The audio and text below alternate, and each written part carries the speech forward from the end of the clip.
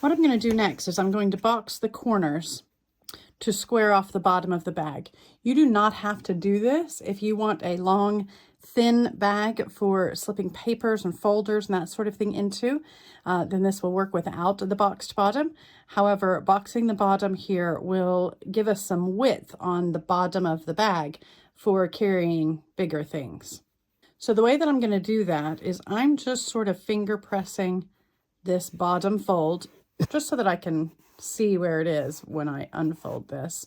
You could press it lightly with the iron if you wanted to. But then I'm going to pull the two sides apart. So this is the seam that we just sewed up the sides. So I've pulled the two sides of the bag apart to form this triangle along the bottom. The bottom of the bag where I finger pressed the fold is right here, lined up with this seam on the other side. Now what I'm going to do is I'm going to mark a stitch line. I am going to go up about 2 inches from my point here. I think that's about right for me. It does not matter what measurement you use here.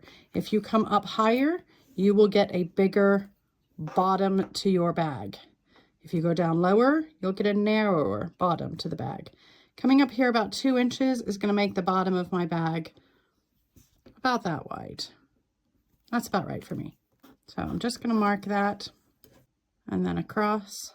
That looks about right. To double check it, I'm just going to measure from my mark to the point, which is a little less than 3 inches. I'm just going to double check that we're roughly the same. Yeah, and you can see just under 3 inches. So that looks pretty even. I'm going to put a pin in this to keep it in place so that then I can mark my other side. Okay, now we're just going to stitch across our box bottoms here.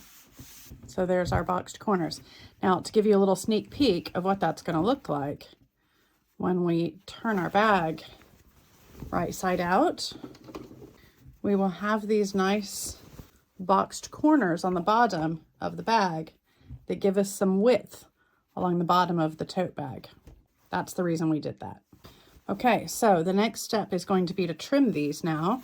I don't want all this bulk of fabric sitting down in the corner of my bag. So I'm going to trim all of these off, making sure that there is no fabric underneath. You don't want to catch the main body of the bag. You'll be very unhappy if you did that. We'll do the same with the lining. Okay, and I think we're ready to assemble.